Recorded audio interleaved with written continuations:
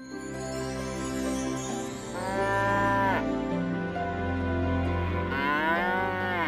गांव में छोटू नाम का एक युवक रहता था। छोटू 19 साल का था, लेकिन वह कुछ करता ही नहीं था। केवल उन बच्चों के साथ खेलता था जो उसकी आधी उम्र के थे। लुक्का छुपी,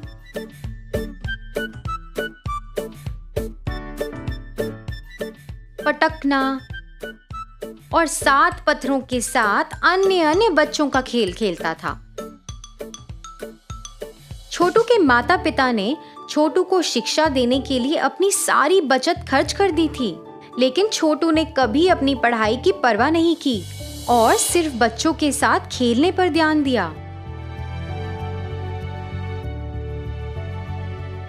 अपने व्यवहार के कारण उसके माता पिता उसके भविष्य के बारे में चिंतित थे। एक दिन गांव में बहुत बड़ा केलों का व्यवसाय खोला गया।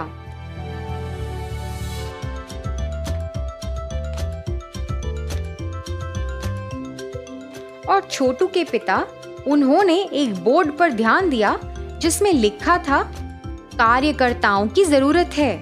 कार्यकर्ताओं की जरूरत? हाँ, अरे मुझे तो अंदर जाना चाहिए। इस नौकरी के बारे में मुझे बहुत कुछ जानना है। उसने ऐसा सोचा और केले की दुकान के अंदर चला गया। अंदर जाते ही उसने देखा कि 1-2 लोग लाइन में खड़े हैं और एक एक कर केलों की टोकरियां लेके जा रहे हैं। जैसे ही सभी ने टोकरियां लेना पूरा किया, सभी ने जगह छोड़ दी। राकेश ने उस टेबल के सामने दुकान के मालिक को देखा और सीधे उसके पास गया ताकि नौकरी के बारे में पता चल सके। जैसे ही वह उसके करीब गया, उसने पहचान लिया कि मालिक उसके सबसे करीबी दोस्तों में से एक है। अरे राकेश, तुम कैसे हो यार? हमें मिले हुए कितना समय हो गया। हाँ यार, अच्छा हूँ। तुम कैसे हो? तुम इतने अमीर कैसे हो गए यार? शुरू में मैं भी इसी तरह केले के कारोबार में शामिल हुआ था।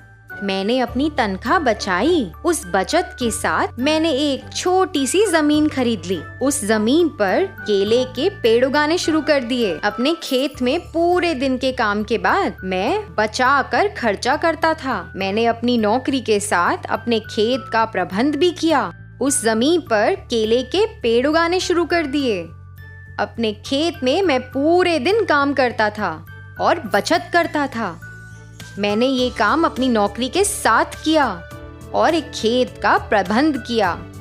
और हाँ, मैं तो तुम्हारे बेटे के बारे में पूछना भूल ही गया। वो कैसा है और क्या कर रहा है? जैसा कि पटेल ने पूछा, राकेश ने अपने बेटे और उसके व्यवहार के बारे में सब कुछ बता दिया। छोटू के बारे में पता चलने के बाद पटेल ने राकेश को अपने बेटे को केले के कारोबार में काम करने का सुझाव दिया। राकेश अपने बेटे को नौकरी के बारे में बताने के लिए इंतजार कर रहा था। जब राकेश पटेल की दुकान से आया तो वह अपने बेटे को इस नौकरी के बारे में बताने का इंतजार कर रहा था। जैसा कि उसने इंतजार किया, कुछ देर बाद छोटू कुछ अन्य बच्चों के साथ आया। राकेश ने गौर किया और उसके पास गया। छोटू, मुझे बात करनी है। क्या पिताजी, मैं इतना थक गया हूँ, कल बात करेंगे। मुझे बहुत महत्वपूर्ण बात करनी है। चलो यहाँ आओ। ठीक है, बोलो, मैं यहीं से सुनूंगा। मैं जो बात तुमसे करने जा रहा हूँ वो केवल सुनने की नहीं है। तुम्हें काम भी करना है। तुम्हें नौकरी करनी पड़ेगी। अपनी उम्र तो देखो, तुम्हें पैसा कमाना है। तुम्हें उन बच्चों के साथ नहीं घूमना चाहिए जो तुमसे 10-15 साल छोटे हैं। हाँ, पिताजी, आप मुझसे क्या काम करवाना चाहते हैं?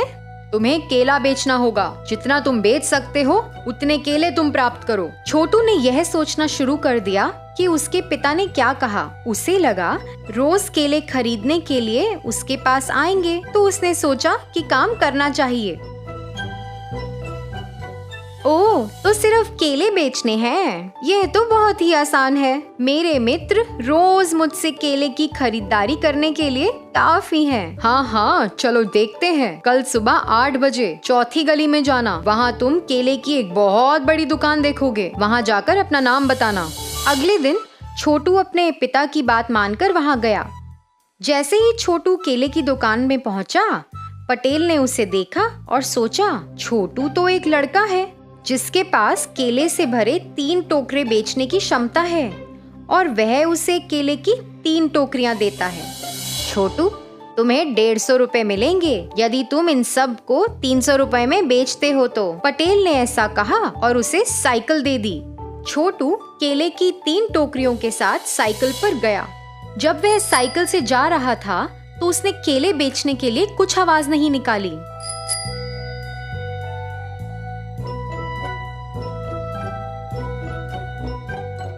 थोड़ी देर बाद वो थक गया और उसे लगा कि उसे पेड़ के पास सोना चाहिए। उसने केलों की 3 टोकरियां नीचे रख दी और वहीं आराम करने लगा। जब वह आराम कर रहा था, छोटू ने सुना कि कुछ बच्चे आसपास खेल रहे हैं। इसलिए छोटू ने पेड़ के नीचे सब कुछ वैसे ही छोड़ दिया और खेलने के लिए चला गया। जब वह खेल रहा था तो दूसरी तरफ बंदर आया जो पेड़ पर था। उसने टोकरी से केले खाने शुरू कर दिए। फिर छोटू ने उस पर ध्यान दिया और वहाँ बंदरों का पीछा किया। अरे नहीं, इस केले को कैसे बेचा जाएगा? मैं ये नहीं कर सकता। जैसा कि मैंने सोचा था, मैं उन सभी केलों को अपने दोस्तों को बेचूंगा। यह सोचकर वह अपने दोस्तों के पास चला गया। जैसे ही वह वहाँ जा रहा था, उसके दोस्त उसके सामने आकर खड़े हो गए और उसे रोक लिया। अरे, आज सुबह हमारे साथ खेलने के लिए क्यों नहीं आए? और उन टोकरियों में क्या है? वाह वाह, बहुत सारे केले। अरे, हर केले की कीमत 2 रुपए है। क्या 2 रुपए? उन सभी ने ऐसा कहा और वहाँ के सभी 6 बच्चों ने केला खत्म करना शुरू कर दिया। यहाँ तक कि छोटू अपनी लालच के साथ उन्हें लगातार एक के बाद एक केला खिलाते ही जा रहा था। केले की एक और पूरी टोकरी देखकर, अरे दोस्तों, कृपया इसको भी खत्म कर दो और 300 रुपए का भुगतान करो। फिर मेरा आज का काम हो जाएगा। फिर बाकी बचा हुआ दिन मैं तुम्हारे साथ बिता सकता हूँ और खेल भी तो सकता हूँ। क्या तुम ये हमसे उम्मीद कर रहे हो कि हम इतना पैसा खर्चेंगे? जाओ, कम से कम केले की आखिरी टोकरी तो बेच दो और पैसा कमाओ। छोटू को समझ नहीं आया कि उसे अपने दोस्तों का सामना कैसा करना है। शुरू में तो उसने सोचा था कि ये आसान काम होगा, सभी केले वह अपने दोस्तों को बेच देगा। लेकिन अब वह जानता था कि ये कितना मुश्किल है। हे भगवान, अब क्या करूं? उन्होंने 200 रुपए के केले खा लिए हैं। अब केवल एक टोकरी बची है। मैं पटेल अंकल को क्या जवाब दूंगा? अगर मेरे पिताजी को इस बारे में पता चल गया तो ठीक नहीं होगा। हाँ, तो मैं एक काम करूंगा। मैं पड़ोसी गांव में जाऊंगा और केले से भरी इस टोकरी को 300 रुपए में बेचूंगा। तब केवल मैं अपने पिता और तभी मैं अपने पिताजी और पटेल अंकल का सामना कर सकता हूँ। लेकिन इतने महंगे केले कौन खरीदेगा? वह कुछ समय के लिए ऐसा सोचता रहा और जैसे ही उसे विचार आया, उसने तुरंत दूसरे गांव में जाने की तैयारी शुरू की और वहाँ जाकर चिल्लाना शुरू कर दिया। पतले मोटे हो जाओ, मोटे पतले हो जाओ, आओ स्वादिष्ट केले सिर्फ 6 रुपए में खरीदो। आओ आओ साहब, मैडम जी, सब आओ, इस स्वादिष्ट केले को 6 रुपए में खरीदो। इस तरह से उसने गांव में बेचना शुरू कर दिया। यहाँ तक कि छोटू की बात सुनकर गांव वालों ने उसकी बात का विश्वास किया और सभी पतले और मोटे लोग 6 रुपए के केले खरीदने के लिए आ गए। इस तरह छोटू ने केलों को 300 रुपए में बेच दिया और पटेल साहब के पास चला गया। जैसा कि पटेल ने उम्मीद की और छोटू पर विश्वास किया, वह केले की टोकरी को बेचने में सफल हो गया। उसी तरह से छोटू ने अपना काम किया और पैसे लेकर आ गया। इस बात से पटेल बहुत खुश हुआ और छोटू की प्रशंसा की। छोटू को एहसास हुआ कि उसने इतना काम किया और पैसे भी कमाए। इस वजह से उसने उन बच्चों के साथ समय बिताना छोड़ दिया। उसने अपना समय बर्बाद नहीं किया और उसने मन लगाकर काम करना शुरू किया।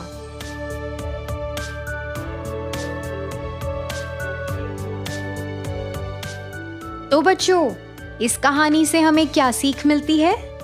बिना किसी संघर्ष के कमाई करनी आसान नहीं है। हमको समझना चाहिए, जहाँ मेहनत और संघर्ष है, उसके बाद परिणाम भी अच्छा मिलता है। अंजनापुर नामक एक सुंदर गांव था। उस गांव में चंटी नामक एक आदमी एक छोटे घर में रहता था। वो घर के यहाँ ही सब्जियों को उगा के उन्हें गांव में बेचता था। वो बहुत ही अच्छा इंसान था और इतना ही नहीं, उसे तरबूज से बहुत प्यार था, इसलिए वो हमेशा तरबूज बहुत खरीदता था। एक दिन वो सब्जियों को मार्केट में बेचने गांव जाता है। सब्जियां सब्जियां, ताजा ताजा सब्जियां, आइए बाबू आइए, घर पे उगाए हुए ताजा ताजा सब्जियां हैं, जल्दी आइए बाबू। उसकी बातें सुनकर वहां से गुजर रही एक औरत उसके पास जाती है। 1 केजी टमाटर दे दो बाबू। जी मेम साहब। ऐसे वो टमाटर उस औरत को दे देता है। इतने में उसे कहीं और से एक आवाज सुनाई देती है, तरबूज तरबूज, ताजा ताजा तरबूज, मीठा मीठा तरबूज, एक तरबूज का सिर्फ 50 रुपए, आइए बाबू आइए। अरे लगता है यही कहीं तरबूज कोई बेच रहा है, मुझे जल्दी वहां जाना होगा और पता लगाना होगा कि कौन तरबूज बेच रहा है। ये सोचकर वो अपने आसपास देखते रहता है। इतने में उसे दूर में एक आदमी दिखाई देता है जो तरबूज बेच रहा है। गर्मी का मौसम आ गया, तो इसका मतलब ये है कि मेरे पसंदीदा तरबूज वापस आ गए हैं। मुझे बिना देरी के जल्दी वहां जाकर तरबूज खरीदना होगा और आज से हर रोज मैं तरबूज खरीदूंगा। हाँ, ये फैसला करके वो खुशी खुशी उस तरबूज की दुकान की ओर बढ़ने लगता है। एक तरबूज का सिर्फ 50 रुपए है साहब, लीजिए। 2 तरबूज 80 में दे दोगे? जी साहब लीजिए। ये कह के वो आदमी उसे 2 तरबूज देता है। तरबूज खरीदने की खुशी में चंटी ये भी भूल जाता है कि उसके खुद के सब्जियां हैं और वो खुशी खुशी दुकान बंद करके उसके घर चले जाता है तरबूज खाने। तरबूज से बहुत लगाव होने के कारण वो हर रोज सब्जी बेचकर आए हुए पैसों को सिर्फ तरबूज खरीदने में लगा देता था। उसी समय में गांव के सारे अमीर लोग इस डर में जी रहे थे कि अगली बार किसके घर में चोरी होगा, क्योंकि उस समय में चोर बहुत थे और अमीर लोगों के घर में बहुत चोरी करते थे। एक दिन एक अमीर आदमी की पत्नी कीर्तना चोर और चोरी के बारे में सोचते हुए इधर उधर घूमती रहती है। इतने में उसे चंटी दिखाई देता है तरबूज लेके जाते हुए। उसे देख वो सोचती है, अरे इस आदमी का घर तो इस गांव में सबसे छोटा है। अगर मैं अपने गहने, सोना और जेवर इसके घर में डाल दूं तो किसी को शक भी नहीं आएगा और किसी को कभी भी पता नहीं चलेगा। इसके छोटे घर में तो चोर भी नहीं घुसेंगे, तो मेरे गहने सारे सुरक्षित रहेंगे। और क्योंकि ये आदमी अकेले रहता है, मुझे इसके घर में गहने डालने और निकालने में भी कोई दिक्कत नहीं होगा और मुझे उस चोरों के बारे में चिंता करने की कोई जरूरत नहीं पड़ेगी। जैसे ही वो चोर यहाँ से चले जाएंगे, मैं अपने गहने, सोना और जेवर उससे वापस ले लूंगी। हाँ, यही अच्छा तरकीब है। इस सब के होने के बाद जब मैं अपने गहने और जेवर अपने घर वापस लेके जाऊंगी, तब मैं अपने पति को बताऊंगी। मुझे ये सब सुबह के समय में करना होगा, जब चंटी उसके घर से बाहर सब्जी बेचने जाएगा। तब किसी को कोई शक नहीं आएगा, यहाँ तक कि उसे खुद भी पता नहीं चलेगा। ये फैसला करके वो अगले दिन सुबह चंटी के घर के बाहर जाने का इंतजार करती है। जैसे ही वो चला जाता है, वो उसके सारे सोना सब उसके घर लेके जाती है, पर उसे समझ में नहीं आता कि वो सब वो कहाँ छुपाएगी। हाँ, मैं इस सब को एक बड़े डिब्बे में डालकर जमीन के नीचे छुपाऊंगी, ये फैसला करती है। तब वो उसके फैसले के मुताबिक जमीन में खोदकर उसमें ये बड़ा डिब्बा डालकर उसमें उसके सारे सोना सब कुछ भर के उस डिब्बे को बंद करके उस पे मिट्टी डालकर उसके जमीन के टाइल्स को वो वापस लगा देती है। उसके बाद वो वहाँ से चले जाती है। ऐसे बहुत दिन बीत जाते हैं।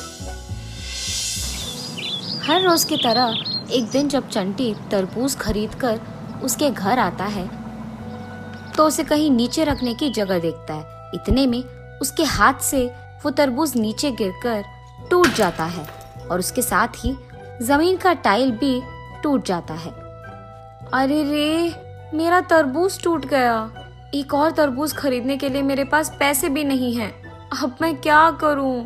ऐसे गम में वो तरबूज के टुकड़ों को और उसके नीचे टाइल के टुकड़ों को फेंकने के लिए इकट्ठा करता है। अरे ये क्या, टूटे हुए इस टाइल के नीचे मिट्टी पर हाथों का निशान है। क्या सारे टाइल्स के नीचे ऐसे ही हाथ के निशान होंगे? खोलकर देखना ही बेहतर होगा। ये फैसला करके वो उसके बगल के टाइल को भी निकाल कर देखता है, पर उसके नीचे मिट्टी पे हाथ के निशान नहीं होते हैं। ये देख वो आश्चर्यचकित होता है।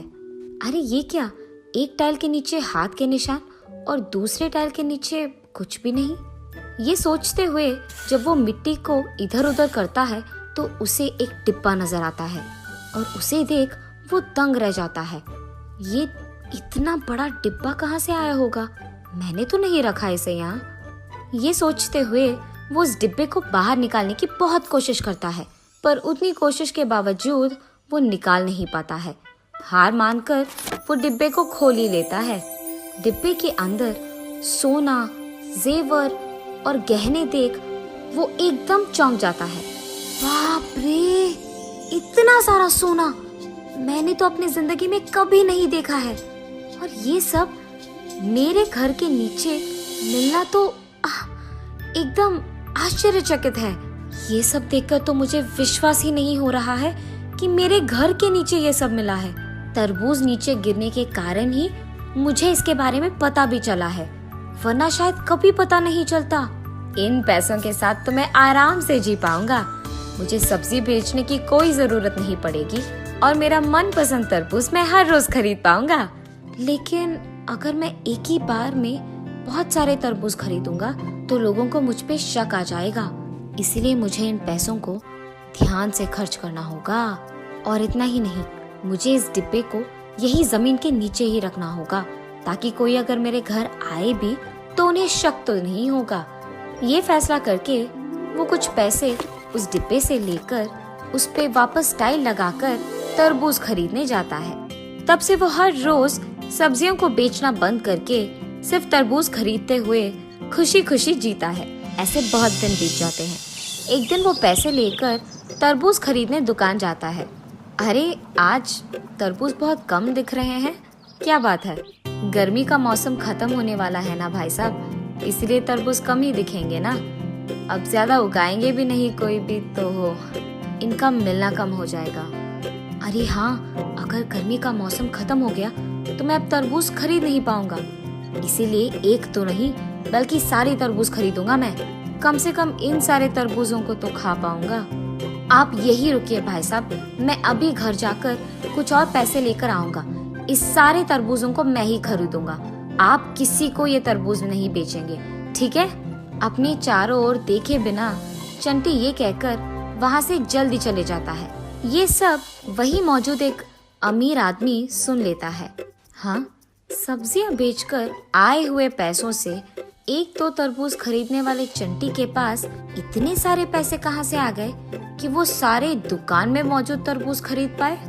दाल में कुछ तो काला है, इसलिए मैं इसका पीछा करके इसके घर तक जाऊंगा और देखूंगा कि इसे इतने सारे पैसे कहाँ से आ रहे हैं। उसके फैसले के मुताबिक ही वो चंटी को दिखे बिना उसका पीछा करके उसके घर पहुंचकर खिड़की से वो जो भी कर रहा है देख लेता है। इसका घर दिखने में इतना छोटा है, मगर इसके घर के अंदर इतने बड़े डिब्बे में बहुत सारा सोना और पैसा है। ये मुमकिन कैसे हो सकता है? उसे इतने सारे पैसे कहाँ से मिल रहे होंगे? लगातार पैसे निकालने के बाद भी वो डिब्बा बिल्कुल भरा दिख रहा है। मतलब क्या वो एक जादुई डिब्बा है? इसके घर के बाहर जाने के बाद मुझे तुरंत उस डिब्बे को खोलकर देखना ही होगा। थोड़ी देर बाद उस डिब्बे से पैसे लेकर चंटी तरबूज खरीदने दुकान जाता है और उसके जाने के तुरंत बाद अमीर आदमी चंटी के घर में घुसकर उसके डिब्बे को खोलकर देख लेता है।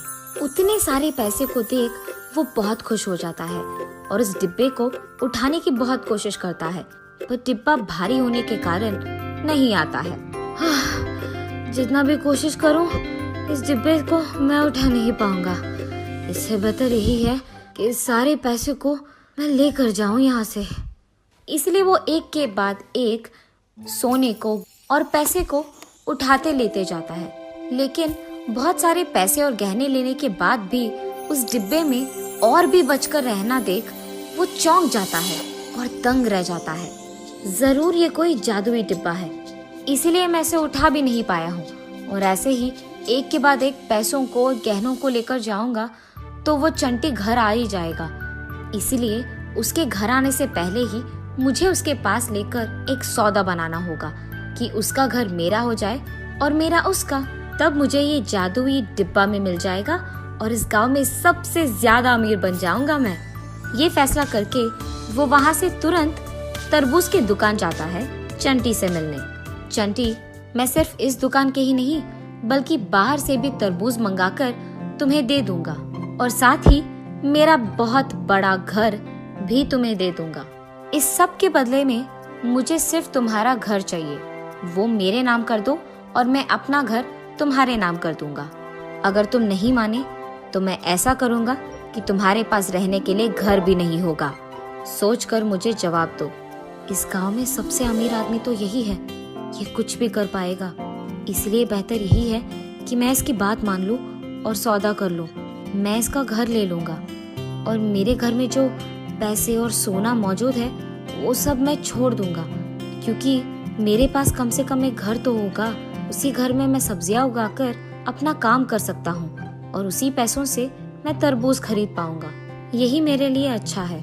साहब, आपके कहे के प्रकार ही मैं करूंगा। मैं आपका घर ले लूंगा और आप मेरा ले लीजिएगा। ये सुनकर अमीर आदमी खुशी से पगला जाता है और तुरंत उसका घर चंटी के नाम कर देता है और चंटी का उसके नाम कर देता है और उसके वचन के मुताबिक ही बाहर से भी तरबूज मंगाकर सारे तरबूज चंटी को दे देता है। और उसके बाद उसकी पत्नी को लेकर वो चंटी के उस छोटे घर में जाता है। अरे, आप मुझे यहाँ क्यों लेके आए? कीर्तना, अब से ये घर हमारा है, हम यहीं पे रहने वाले हैं। मुझे पता है कि ये घर बहुत छोटा है, पर इसमें एक जादुई डिब्बा है, उसमें बहुत सारा पैसा, सोना और जेवर है। ऐसे वो जो कुछ भी हुआ कीर्तना को बताता है। ये सुनकर कीर्तना हैरान हो जाती है। हाय भगवान, मुझे बताए बिना आपने क्या कर दिया जी? ये कोई जादुई डिब्बा नहीं है। इस सब में जो सोना, गहने और जेवर मौजूद है ये सब हमारे ही है। मैंने ही इस डिब्बा को यहाँ लगाया है जी। गांव में हो रहे चोरी से बचने के लिए मैंने ये सब किया है।